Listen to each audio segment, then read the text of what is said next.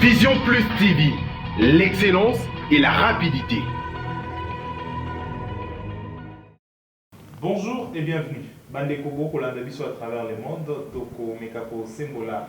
Deux questions d'actualité. Namona Mboka Henri Magie. Bonjour.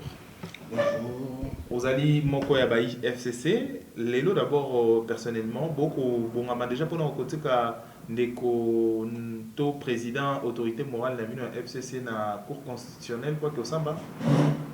La plainte a été déjà déposée. Beaucoup Bongi Sama. C'est quand même c'est cameraman, zoma bien. Ozu bien. Zoma pena bien. Zoma genou bien. Ozu bien. Hein? Opération la ça va genou. Hein? Ozu na bien. Opération la ça va genou. Voilà opération. La ça va genou. Il y a un monde dans la cour constitutionnelle, il y a un monde le monde si muto à la crime contre l'humanité. Est-ce qu'il y a un monde le monde si muto à ça la makamba fausse communauté? Est-ce qu'il y a un monde de quoi faire tout ça sérieux? Oui bi tant papa na biso mu ko na bandi ko na éveil patriotique. Na no zo na sérieux moi ndam. Tant na lobi ka na batu simanaye mindele communauté internationale avocat mindele. J'ai commencé à les prendre au sérieux un petit peu. Moi, mon cœur, je ne veux pas vous aller sérieux. Mais tant que je cours, je vais aventurier au banon qui est banat dans souka. Aventurier dans mon la Renaissance, il y a eu mon cœur. On a au monde en éveil patriotique. Mais comment peut être attends vous avez que tangate, attends vous tangate, tant vous avez la responsabilité le le la responsabilité ça rend la responsabilité rend sage. La sagesse est au-dessus de l'intelligence. Tu comprends? Souvent la responsabilité peut ça à moi et le de plus. Maintenant on comprend les périodes. Les beaux mots. J'aimerais beaucoup être à la place du greffier, la cour constitutionnelle dans la juillet. Mais bientôt, il y a déjà pour Barokerotique, bien sûr, je crois qu'il y a Kati ou président. Non, il y a beaucoup de greffier, toi dans le service. Pour greffier à Zouamoud, il faut qu'ils aient la saisie d'abord. Ils ont saisi, bien sûr, on a réceptionné. On a déjà réceptionné. On a réceptionné, mais après, il faudrait les courir en bas. Déjà, tant que on a pas de faute d'identité. Lorsqu'on va à justice, ceux qui habitent un avocat, il y a série, en tout cas, il y a la justice. Ceux qui ont en justice, l'identité doit être complète. Au commis évêque Moukouna. Ah, ça veut dire quoi? Bandam.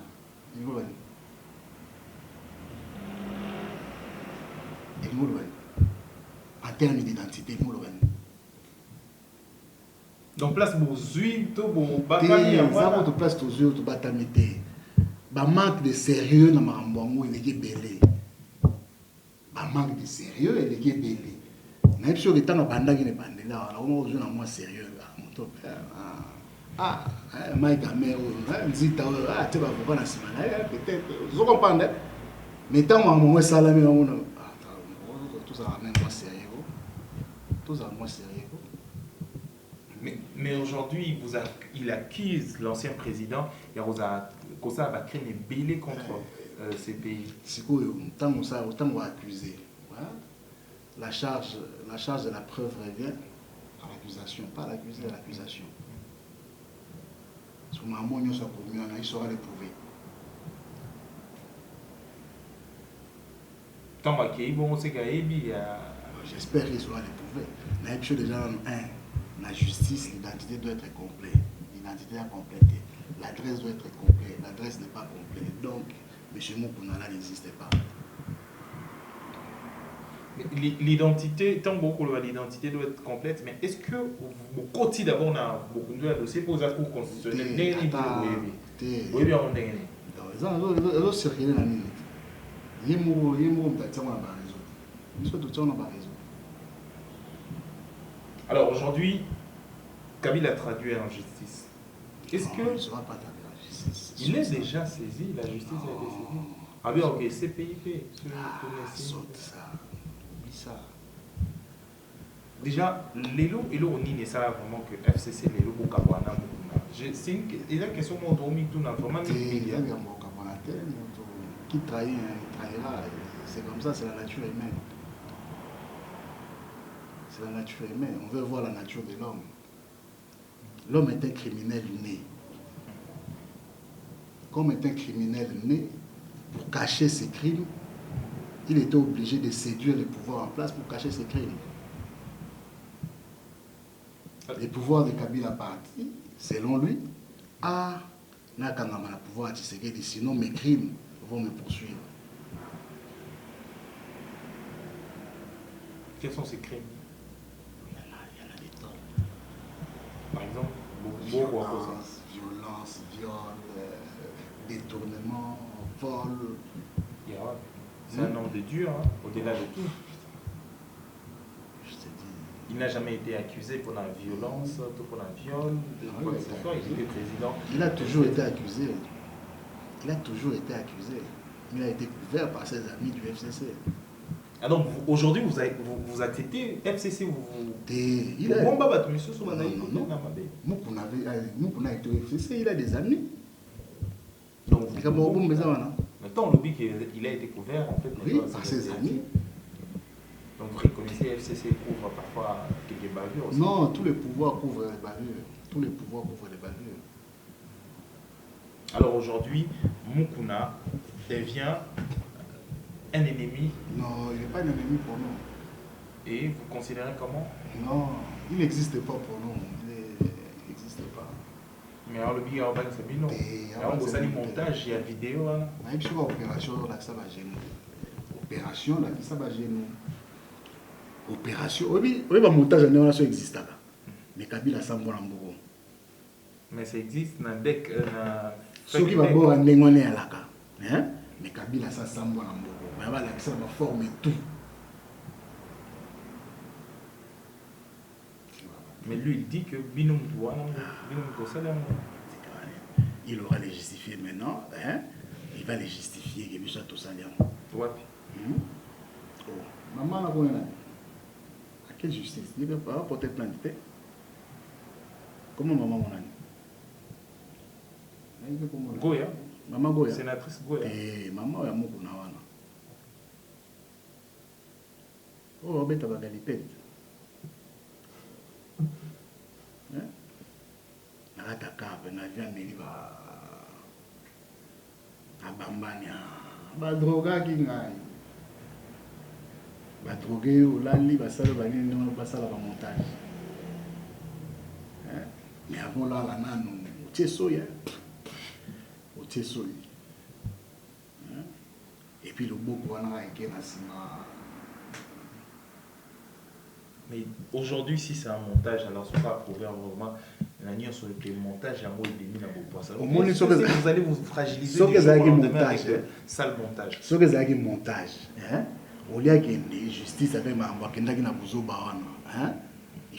un montage ou la justice.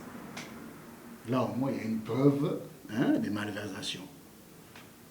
Dans là, il y a un FCC ou un bando qui est l'ambassade. La justice prend, on appelle des techniciens, pam, tu filmé. Il y a un ça là, tout le monde a filmé un logiciel, il y a place de ma carte, il y a place de ma sanité. Aujourd'hui, FCC, Mukuna, vous considérez bon. Je n'ai plus aucune considération pour la Mukuna. C'est un homme de Dieu que vous avez mis dans l'équipe de campagne d'Abidjan. Ce n'est pas un homme de Dieu. Ce n'est pas un homme de Dieu. Nous, on n'a jamais été un homme de Dieu. Pourquoi il a une grande église? Non. Viens à eux, ça veut dire quoi? C'est vrai. Kopa Kingange Simbite, église Bando décollé, vient sauter premier. Katibino Bakamu, quand et où? On a beau monde. Mukuna Pasteur, aujourd'hui Bolobi Kenganga. C'est toujours. Et ça, c'est pas montage TFCC.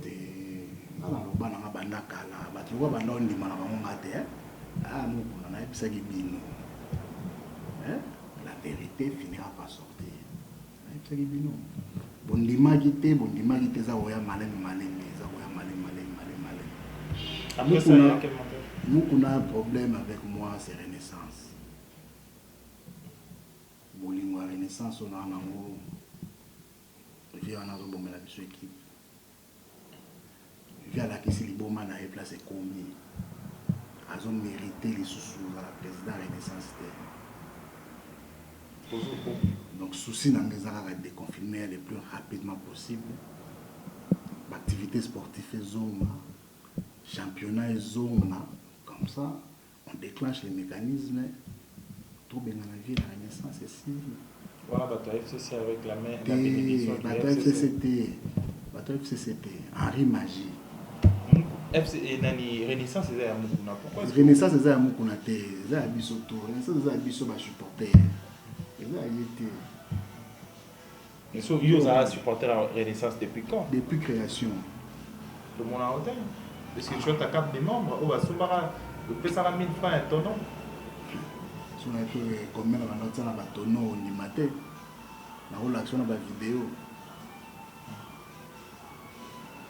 Alors aujourd'hui, tu as commis na période où bino bo justice. Nous qu'on n'a pas le justice. Est-ce que le justice il y a ça la est-ce que aujourd'hui la Cour constitutionnelle to CPI de Mukuna Koloba, vous serez prêt à soutenir Kamila jusqu'à à Kendenan. À qui déjà Cour constitutionnelle mais au CPI. C'est la loi est écrite. La loi est vide. La loi est écrite. Vous comprenez? La loi est écrite. Point barre. Et là, on vient de faire ça d'abord, à avocat de renom. D'abord. Ce cas la Cour constitutionnelle, il est entouré d'aucun avocat près de la Cour constitutionnelle. La CPI sera entourée des avocats près de la CPI. Pour l'année, il y a un avocat près de la Cour constitutionnelle. Pour procédure, il faut un spécialiste. Aux avocats, il y a un plaider na Kalamu, au même la Cour constitutionnelle. Aux yeux avocats, il y a ACK. En maîtrisant le statut ACK, quelle est la Cour constitutionnelle? Tant que tu as un avocat près de la Cour constitutionnelle, on sait qu'il y a un certain nombre d'avocats limités qui sont accrédités près de la Cour constitutionnelle. Pour procéder dans la Cour constitutionnelle, ils ont un spécialiste. Comme la Cour constitutionnelle, soit le bill Kambosi, la sous des fois, quand on rejette appel, il a tué toutes ses chances. Pour n'en pas tangater. On ne va pas à la Cour constitutionnelle avec des bêtises. On ne va pas à la Cour constitutionnelle non. La Cour constitutionnelle ne juge que des faits. Ce qui est même en matière électorale. Que la Cour constitutionnelle, même en matière électorale. Il faut Oya n'a pas preuve. Oya qui dit bon, bureau de vote numéro 152. Voici les résultats. Nazanamo. Ah, on va commis que Raphaël Mouta gagné. Mais comment est-ce que Seigneur déclaré Henri Magie Mouta gagné? Vous comprenez? Voilà ce qu'on amène à la Cour constitutionnelle. Mais si aujourd'hui il a des éléments recul. Mais ce qu'on a dit, il fallait tirer un mot en alto. La tiens autant en brûlé. Pour le papier, on attend, on a les greffe à juin et qui pas procureur attend et après. Avant de mettre la vue, la constitution dans son article, modifier loi numéro. Allez, votre requête est fondée et non recevable. Alors, aujourd'hui, après Makamboya Mukuna, scandale Moussou na Sénat, est-ce que FCC communion est toujours entre scandale dans la Sénat? Le président du Sénat avec la sénatrice non. Moko, adapté membre à FCC. Le président, non, sénatrice, on a été reçu par le président Fachi, tant que la sénatrice Akashi. Et le rôle c'est que FCC. Donc à partir de là, elle ne peut plus prétendre être le FCC. Déjà. Et puis, sénatrice, on a battu Mamabé.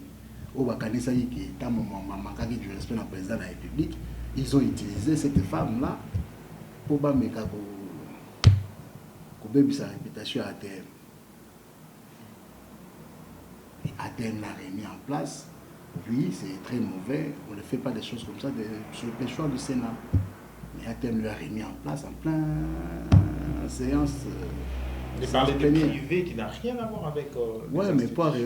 Oui, le mal est peut-être. Il a utilisé le perchoir du Sénat. Mais tant moment, on n'a pas menti. Cette femme est de moralité douteuse. Il lui a dit des choses qu'elle lui a proposées. Mais pourquoi pas un problème comme ça interne? Il y a FCC géré aussi en dehors. Non, même ce qu'elle n'est plus du FCC. Elle n'est plus du FCC. Mais elle se reconnaît toujours. Non. Elle a été avec le président, l'a reçu comme sénatrice du cash. Alors, Tokom Nasuka, c'était juste deux questions d'actualité qui, dans mon langue, Henri Magie, je rappelle qu'elle a FCC, candidature pour la Renaissance. Est-ce que vous avez des supporters derrière toi? Et puis, ça, le sondage, moi, on est malade. Bima pena na balabala ça la sondage yo moko na te na lobby ga te bima songa na lobby koloba c'est de l'auto satisfaction bima pena na balabala place de support ça là moi micro trottoir. Alors tout comme Nasuka édition la Bisso, je pense que c'était juste deux questions d'actualité. On a de dire enfant gâté. Merci de la disponibilité malgré multiples occupations là. Donc pour nous clôturer dans la baraque, en tout cas, René, vous avez calme, déconfirmer aussi la mobilisation et la Renaissance pendant aussi la même temps.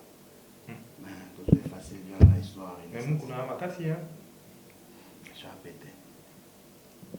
Il a tout ce qu'il faut. Hein. Je vais péter. Ok, je crois que Bitumba et vous allez dans stade, je crois, bientôt, tant qu'on va rejoindre sa activité sportive. Mais quand vous analysez auto et boni et bonne chance hein, au cas où c'est pour sa élection ou comment procédure on a vu la Renaissance. Les procédures sont prévues par les statuts. Ah ben oui, statut n'a je ne sais pas, statut à Renaissance et le Bénéni. Toute année prochainement pour une édition d'ici là portez-vous bien. Dotine enfant gâté, merci la prise de Vinayo. Au revoir.